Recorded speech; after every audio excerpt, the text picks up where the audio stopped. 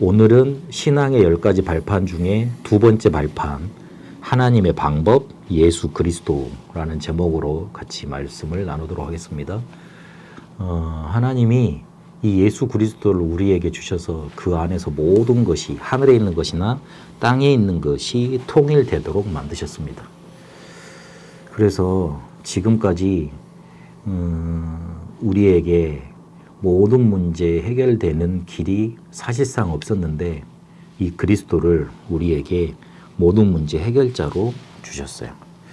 이 그리스도를 아는 사람들은 살아났고 그리스도를 반대했던 사람들은 멸망 속에 빠졌습니다.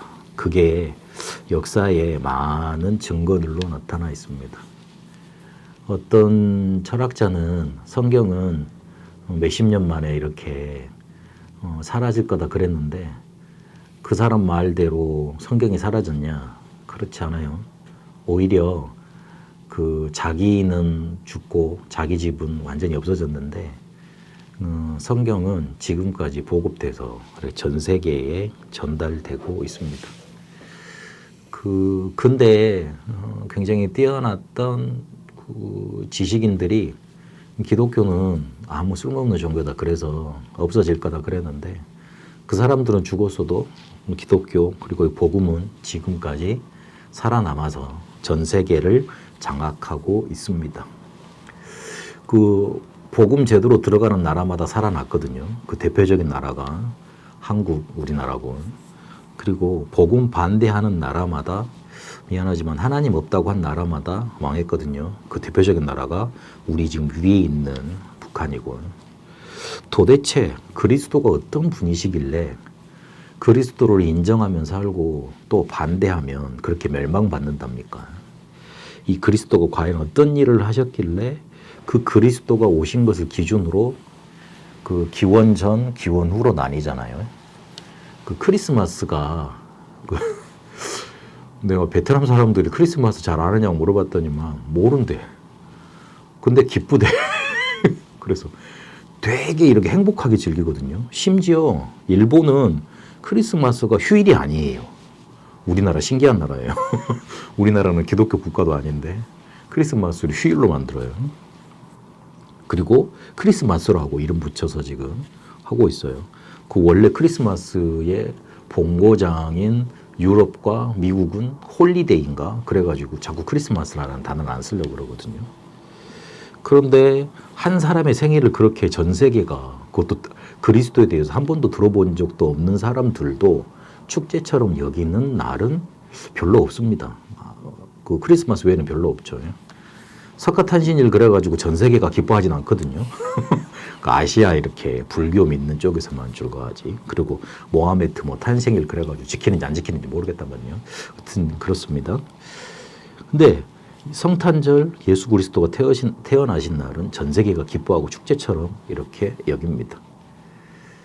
이 그리스도를 붙잡았던 사람들은 축복 받은 거 자명하고 그리고 그렇게 전 세계가 열광하고 그 역사의 기원 전, 기원 후를 나누는 그런 기준이 되는 분이 바로 그리스도신데 이 그리스도가 과연 어떤 일을 하셨길래 이렇게 영향을 끼쳤냐. 세 가지 문제, 세 가지 저주를 해결하셨습니다. 세 가지 저주라는 거는 우리가 원하지 않았는데 우리에게 찾아온 흑암 저주 재앙을 말합니다.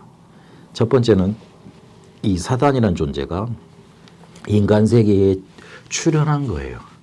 근데 그거를 어디에서 제일 먼저 밝히고 있냐면 창세기에서 밝히고 있습니다. 창세기 3장에 보면 뱀 속에 이 뱀이 찾아와서 인간을 유혹하는 장면이 나오죠. 계시록 12장에는 옛뱀 곧 마귀 사탄이라고 말을 합니다.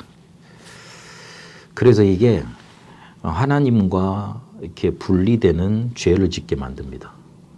근데 그렇게 한 결정적인 근본 원인은 어디 있냐면 우리가 불신앙했기 때문에 그래요. 하나님의 말씀을 믿지 않아서 그렇기 때문이에요. 그래서 이 지옥 배경 속에 갇히게 된 겁니다. 그래서 사단 죄 불신앙, 사단 죄 지옥 요 세 가지는 우리가 해결할 수 없는 절대 불가능의 문제예요. 그래서 우리한테 은혜를 주셨어요. 은혜라는 거는 내가 원하지 않았는데, 그리고 내가 원할 수 없는데, 나한테 주어진 거거든요. 그래서, 에베소서 2장 8절에 보니까 그 은혜로 인하여 믿음으로 말미암아 구속 곧 죄사함을 받았다 그랬어요. 그래서 성경에 이 사실을 믿으라고 강조를 한 거예요. 그 믿음으로 밖에는 우리가 이 문제에서 빠져나올 수 없기 때문에. 그럼 뭐를 믿냐? 그리스도가 나에게 진짜 문제인 사단 죄 불신앙을 해결하신 분이다라고 믿는 거예요. 그 그리스도가 바로 예수님이다. 예수님이 이 그리스도 일을 하셨다고 믿어야 되는 거예요. 그걸 믿게 되면 이 문제에서 해방시킨다고, 해방시켜 주신다고 성경이 약속하고 있습니다. 그래서 요한복음 1장 12절에 영접하는 자 곧 그 이름을 믿는 자 그랬고, 로마서 10장 13절에 주의 이름을 부르는 자. 그러니까 믿는다는 거를 주의 이름을 부른다. 주의 이름을 부른다는 거는 예수가 그리스도라는 것을 인정하는 거예요. 그래서 그런 사람은 구원받는다고 성경에 약속하고 있습니다. 우리가 한마디로 말을 해서 우리 문제는 절대 불가능이에요. 해결할 수가 없어. 그래서 하나님이 해결할 절대 계획을 세워놓으신 거예요. 그래서 그 절대 계획만 세워놓지 않고 실제로 우리에게 찾아오셔서 그거를 절대 가능으로 바꿔놓으신 겁니다. 우리하고 상의하면 얘기가 되질 않아요. 어떤 사람은 일을 맡겨놓으면 자기가 알아서 계획 다 짜고 막 해가지고 하는 사람이 있어요. 근데 그런 사람은 한 10분의 1밖에 안 돼. 100분의 1도 안 될걸요. 어찌 보면. 대부분의 사람은 누가 시켜야지 하고 자기 문제도 어찌 할지 몰라가지고 막 헤매고 막 그렇습니다. 근데 만약에 그런 사람한테 야, 네 문제 뭐야? 내가 너 뭐 해결해 줄까? 야, 요거 해결해 줄 테니까 이렇게 따라와. 그래도 잘 안 갑니다. 보이스피싱인지 알고요. 잘 안 갑니다. 우리하고 만약 의논했으면 믿지도 않고 일도 잘 안 되고 진척도 안 되고 전혀 해결이 안 돼요. 그래서 우리가 아직 죄인 되었을 때 우리가 이 문제 해결할 수 없기 때문에 우리와 상의하지 않으시고 먼저 그리스도를 보내셔서 십자가에 그분을 못 박으시고 우리의 모든 문제를 해결하셨어요. 그래서 우리는 그 사실을 믿기만 하면 되는 거예요. 아니, 믿는 것도 두 번째 문제라 그냥 깨닫기만 하면 돼요. 아, 나는 내 문제 해결할 수 없구나. 그리스도 오셔서 내 모든 문제 해결하셨구나. 그렇게만 붙잡아도 되는 거예요. 사람들이 그 대단한 걸 많이 해야 된다고 생각을 하는데 그렇지 않아요. 애굽에 400년 종살이를 끝낼 때 뭐 했냐면 양의 피를 발랐어요. 그러고 나서 빠져나왔어. 이해되는 말이에요? 아니잖아요. 그게 어떻게 이해가 돼요? 아니, 나오려면 싸워야지. 우리 그 한국이 일본의 식민지 다른 나라 때 뭐 고려 때도 막 있고 막 그랬었지만 진짜 이렇게 딱 나라를 완전히 잃어버려서 없어진 때는 딱 그때였거든요. 한 35년간 식민지 생활을 했는데 어마어마하게 독립투쟁을 많이 했습니다. 제가 상해에 있는 임시정부 가보고 이번에 항저우에 있는 임시정부 가봤거든요. 아이고, 거기에 있는 임시정부 청사를 보는데 우리 조상들 참 불쌍하다고 난 느껴지더라고요. 아니, 그 사람들은 도대체 뭘 믿었길래 그렇게 아무것도 눈에 보이지 않는데 그 큰 거대한 일본 제국과 그렇게 맞서 싸울 수 있었지. 도대체 그 사람들 무슨 부귀 영화를 얻겠다고 그런 일을 했지. 과연 그렇게 한다 그래서 나라를 되찾는다는 보장이 있었을까? 보장도 없는데 어떻게 그렇게 싸울 수 있었지? 이 생각이 들더라고요. 그래서 지금 우리가 이렇게 잘 살고 전 세계에서 10위권 안에 드는 나라에 들어서 이렇게 세계보고만 할 줄일 수 있는 그런 나라인지 그걸 상상하면서 그런 일을 했을까? 그냥 나라를 뺏겼으니까 이걸 찾아야 되겠다. 그런 일념으로 했을 건데 그런 생각이 들더라고요. 그 나라를 뺏겼으면 다른 나라의 노예가 됐으면 그렇게 싸워야 되잖아요. 그런데 400년 동안 노예 생활을 했는데 하나님이 양의 피 바르라 그랬다니까? 말이 되는 소리요. 그게 외교적으로 협상을 잘하든지 아니면 뛰어난 인물을 많이 픽업을 해가지고 어떻게 뭔가 이렇게 막 어떤 뭐 그런 걸 잘하든지 그래야 되는데 그런 걸 하라 그러지 않고 그냥 양의 피 바르라 그랬어요. 전부 다. 그러는데 빠짐없이 모든 사람이 양의 피를 발랐는데 그날 완전히 하나님이 뒤집어 버린 거예요. 애굽은 저주, 재앙 받고 이스라엘은 거기서 빠져나와서 400년 종살이에서 빠져나오게 된 거예요. 뭐 특별한 거 안 해도 돼요. 특별한 거 안 해도 된다니까. 예수가 그리스도 모든 문제 해결자 그것만 붙잡으면 돼요. 사람들이 뭔가 되게 열심히 해야 되는 줄 알더라고요. 아니요, 안 그래요. 혹시 뭐 이렇게 다락방 훈련 많이 받고 이렇게 오랫동안 해훈련 받으셨던 분들 괜찮아요. 잘못해도 괜찮아요. 좀 다른 거 말고 이 복음에만 집중하세요. 이 복음만 붙잡고 있으면 돼요. 그게 진짜 응답이고 신앙생활이지. 우리가 뭔가 열심히 막 해가지고 뭔가 잘 해가지고 뭔가 잘 인도받았다. 그럼 내가 잘한 거지. 하나님은 우리를 그렇게 인도하시지 않습니다.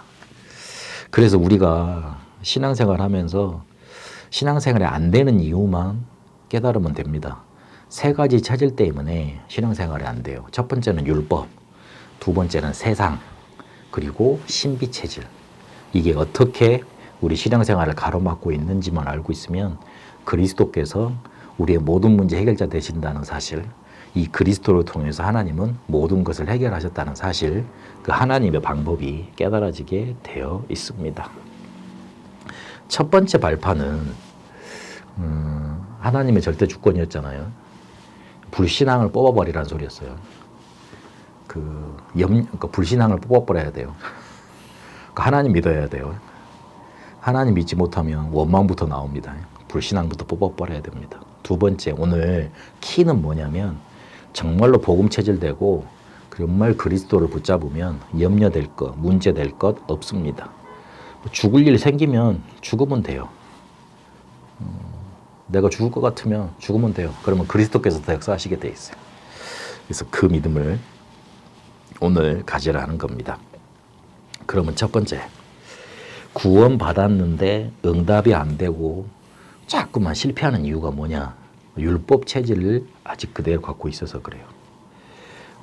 지금 복음을 받았는데도 율법과 복음을 제대로 구분 못해서 그렇습니다. 근데 그 말은 종교와 복음을 제대로 구분 못했다는 뜻이에요. 이 말을 사실적인 그 마음의 단어로 표현을 해보면 교회에 문제 있는 사람이 있어. 그러면 뭐부터 올라와야 돼요? 무슨 생각부터 들어야 돼요? 아유, 저 사람도 복음이 필요하구나. 이렇게 된 게 복음 체질. 근데 반대로 그 잘못하고 예배도 실패하고 예배 때 이상한 짓 하고 예배도 잘못 드리고 그 다음에 신앙생활도 제대로 못하고 와서 세상적인 얘기나 하고 이러면 그런 말을 들으면 화부터 나. 불쌍하지 않고. 신앙생활은 이래야 되잖아. 복음 가졌으면 이래야 되잖아. 이 생각이 먼저 들어. 미안하지만 아직도 내가 율법 체질 속에 발을 담고 있다는 뜻입니다. 저도 옛날에 그랬습니다. 아니 그렇게 훈련을 많이 받았으면 그러면 안 되지. 내 마음속에 은근하게 그런 마음이 있더라고요. 그리고 에휴, 훈련을 저 정도 받았으니까 저거밖에 못하지. 이런 게 있더라고요. 율법 체질. 뭔가 이렇게 복음이라는 건 다 포용되고 수용되고 초월될 수 있어야 되는데 포용되지가 않아. 문제를 좀 잘못한 사람이 생기면 그게 너무 마음에 불편해. 이 문제 생긴 사람이 자기가 그러고 싶어서 그런 경우도 있지만 안 그러고 싶은데 그렇게 되지는 경우가 많거든요. 그러면 안타까움이 나와야 돼. 안타까움이 나와지게 돼 있어요. 저 사람을 위해서 정말 기도해 줘야 되겠구나. 정말 저 사람을 위해서 내가 이 부분은 좀 헌신도 하고 도와줄 수 있어야 되겠구나. 불쌍히 보이게 돼 있어요. 그래서 저도 예전에 이 율법 체질 이게 많았거든요. 딱딱. 나는 잘하는 줄 알았어. 나는 잘하는 사람인 줄 알았지. 아니더라고요. 나도 모르는 사이에 내가 가지고 있는 테두리 안에 사람을 딱 갖다 놓고 재단하고 있더라고요. 저 사람은 저래서 한대, 요래서 한대. 근데 제일 응답 못 받고 있는 사람은 난데. 그래서 모든 것이 문제 없을 정도 돼버리면 복음 제대로 누리고 있는 겁니다. 오히려 이렇게 연약한 사람들 보면 저 사람에서 내가 정말 기도해 주겠다, 기도해 줘야 되겠다 이러면 내가 제대로 복음 제대로 붙잡고 있는 겁니다. 그리고 두 번째로 자꾸 응답을 못 받으니까 뭘로 되냐면 전도를 실패하게 됩니다. 그래서 우리는 실제로 모든 것을 우리가 들은 모든 것, 우리가 이렇게 받은 모든 훈련을 기도로 연결시킬 수 있어야 돼요. 안 그러면 세상 체질을 이길 수 없어요. 우리에게 예수는 그리스도, 그분이 부활하셨다, 보좌의 능력으로 우리와 함께 하신다. 복음 체험이 먼저 있어야 돼요. 그러고 난 다음에 7가지 신자의 축복, 성령 내주 인도 역사, 4단계 열박, 천군천사 동원, 그 다음에 천국 시민권, 세계복음화, 이 축복이 기도에서 자꾸 누려져야 돼요. 그리고 불신자 상태로 자꾸 불신자의 문제가 보여야 돼요. 전도가 복되는 이유, 전도 꼭 해야 되는 이유가 보여야 됩니다.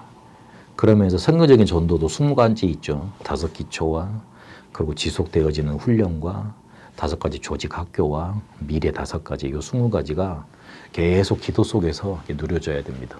지금 말로는 777 망대 여정 이정표, 이게 계속 기도로 누려져야 됩니다. 안 그러면 우리도 자칫 잘못하면 이미 세상 것에서 길들여진 것 가지고 일을 하고 문제를 해결하고 응답을 받아요. 그러면 당연히 나한테 응답 없으니까 나도 실패할 뿐더러 사람을 못 살리게 되죠. 그래서 내게 주신 것을 계속 기도로 누려야 된다. 세 번째로는 복음 체질 완전히 우리가 되고 누려야 됩니다. 사람들이 복음 체질 아니라 거의 대부분 응답 못 받는 사람들 보면 세 번째로 신비주의 체질을 갖고 있는 사람들이 많아요. 그러니까 뭔가 이렇게 나한테 그 복음적인 체험 아니라 뭔가 육신적인 체험, 그리고 뭔가 신비한 뭔가가 이렇게 확 와야 돼. 그래서 한판 해야 돼. 그래서 단판에 뭔가 내 문제를 해결하려는 그런 것들이 있습니다. 그리고 말씀 들으면 그게 나한테 편하지 않고 어디 가서 누가 야, 너 이렇게 해. 저렇게 해. 구체적으로 이렇게 뭔가 지시를 해주면 그게 편해. 근데 그게 누가 하는 거냐면 귀신의 힘을 빌려서 하는 무당들이 하는 일들입니다. 그래서 그 기독교인들 중에 예전에 그 기독교 점쟁이들이 있었어요. 귀신 들려서 점치는 사람도 있는데 교회 다니면서 점쳐주는 예언가들이 있었어요. 우리 그게 더 편해. 그리고 말씀을 들으면 모호해. 뭔 소리까? 이해가 잘 안 돼. 그런데 오히려 이렇게 막 방언하고 이렇게 막 그런 뭐 기도 많이 하고 그런 데 가보면 거기가 맞아. 결국 그거 가지고는 영적인 문제 해결이 안 됩니다. 우리가 정말 복음을 알면 핑계댈 게 없어지고 관심이 달라집니다. 내 문제가 이 3가지 저주, 창세기 3장에서 온 것인 게 알아지기 때문에 핑계 대려면 그게 핑계가 되지지. 그리고 사람이 달라 보입니다. 아, 저 사람이 저렇게 될 수밖에 없는 원인이 있구나. 그 원인적인 게 보이지. 그래서 관심도 달라집니다. 이 창세기 3장 문제 해결하는 거 정말로 전도해야 되겠구나. 거기로 바뀌게 돼 있어요. 이게 근데 영적인 문제가 오래돼 있는 거예요. 그래서 가문부터 내려오고 그 가문도 수없이 타고 내려온 것들 그 전달돼 왔기 때문에 그거 먼저 바꾸는데 관심 두게 되어 있습니다. 만약에 이 복음 체질이 안 되잖아요. 자꾸 다른 게 나에게 자꾸 생깁니다. 그 왜 목사님들이 복음 강조하는지 사람들이 잘 이렇게 이해 못하는 경우가 많던데요. 복음 강조하지 않고 복음이 내 인생에 들리지 않잖아요. 그러면 자꾸 이상한 문제들이 닥쳐와요. 그러다가 영적인 문제에 어느 순간에 확 걸려들어 버려요. 바울이 문제 삼으려면 문제 삼을 수 있는 것들이 많았어요. 몸도 아프지, 돈도 없지, 그 다음에 핍박해오지, 자기 죽일라 그러지. 그러면 핑계댈 게 많았다니까요. 근데 바울이 한 번도 핑계대지 않았습니다. 확신 가지고 감사와 기도 속에 자기에게 맡긴 땅끝, 세계복음화, 로마복음화, 사바나까지 갔습니다.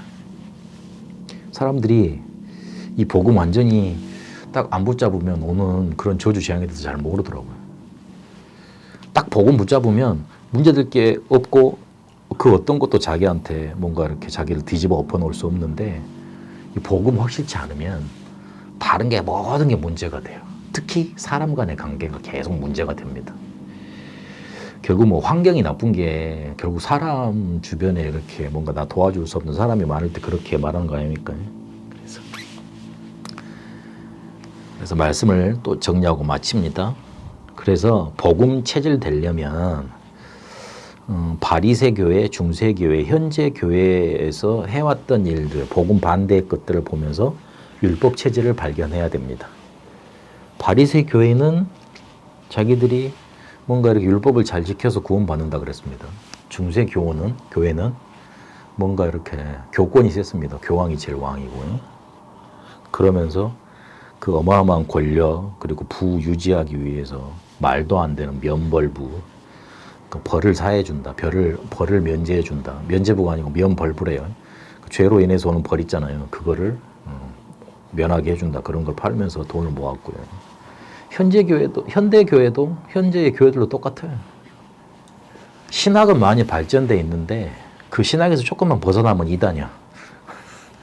그리고 너무 이제 교회가 이렇게 기득권이 돼 있다 보니까 그거 지키려고 열심히 노력하지. 그래서 조금만 이상한 거 나오면 이단. 그렇게 하고 있습니다. 그러니까 우리 말을 들어야지 우리 말 안 들으면 이단. 이런 식으로.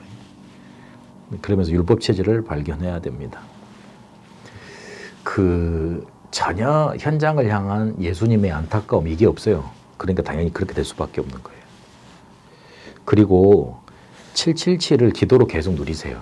특히 성경적인 전도 전략 그걸 계속 기도로 누리시면 됩니다. 다른 게 기도할 게 없어야 됩니다. 뭐 이렇게 가정의 문제, 자녀 문제, 내 업의 문제 생겼다. 그건 뒤로 물여놓고 하나님 내 문제가 이렇습니다. 근데 이 문제는 하나님의 계획 안에서 하나님께서 인도하시는 계획인 줄 믿습니다. 이 문제 속에 일곱 망대 여정 이정표의 역사가 먼저 일어나게 하시고 성령께서 역사해 주십시오. 기도하려면 진짜 그렇게 해야 돼요. 내가 진짜 저 사람과의 문제가 있어요. 하나님, 저 사람과의 갈등이 저는 문제라고 느껴집니다. 근데 하나님의 계획이 뭡니까? 이 사이에 이 갈등 관계 속에 일곱 망대 여정 이정표의 역사가 임하게 하시고 성령께서 역사해 주십시오. 그걸로 끝인 거예요.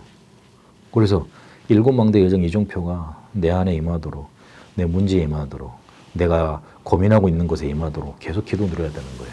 그러면 그게 문제 아니라는 거, 하나님의 계획 속에 있다는 거, 그리고 그렇게 가다 보면 어느 순간에 보면 딱 이정표 되어 있습니다. 딱 뭔가 작품 되어 있어요. 그리고 바울을 보고 배우면 됩니다. 성경 보고서 복음 체질을 배워야 돼요. 복음 체질을 과연 사람이 알려줄 수 있겠습니까? 못 알려줘요. 우리 목사님이 되게 이렇게 복음도 잘 전하고 멋있는 것 같아. 뭐 그 사람이 기준이겠습니까? 아니죠. 하나님이 나에게 주시고자 하는 뭔가 다른 은혜, 또 특별한 계획 따로 있습니다.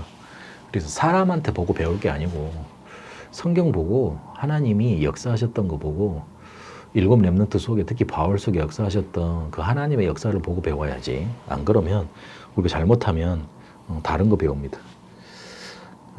그래서 성경 보고서 바울이 했던 고백처럼 그리스도가 최고고 그리스도 안에서 모든 것을 할 수 있고 그리고 나는 죽고 그래서 하나님이 정말 원하시는 세계복음을 한다.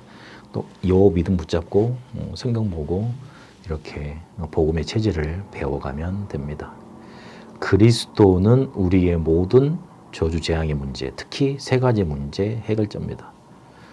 그래서 우리가 그걸 붙잡으면 모든 문제 해결받게 되어 있습니다. 그런데 왜 그렇게 안 되느냐? 체질 때문에 그래요. 그래서 복음 체질로 가야 됩니다. 복음 체질 되어지는 축복이 말씀드리는 모든 곳에 임하게 되기를 축복합니다. 살아계신 하나님 감사합니다. 율법, 세상, 신비 체질을 벗어버리고 복음 체질 붙잡게 하옵소서. 성경을 통해 하나님이 이끌어 가셨던 그 역사를 바라보며 복음 체질 배우게 하시고 그 속에 있게 하옵소서. 그리스도께서 우리에게 주신 것에 집중하며 오래된 것 버리고 하나님이 이끌어 가시는 것 따라가게 하옵소서. 이제는 우리 주 예수 그리스도의 은혜와 하나님의 사랑하심과 성령님의 역사 인도하심이 복음 체질로 나를 살리고 세상을 살릴 다 함께 모든 성도들 위해 특히 우리 랩런트들 위해 그리고 이 화성 남양 땅에 있는 모든 237 5천 종족의 절대망대들 위해 특히 우리 곽수원 랩런트 위해 그리고 베트남에 이제와 영원토록 항상 함께 계실지어다. 아멘.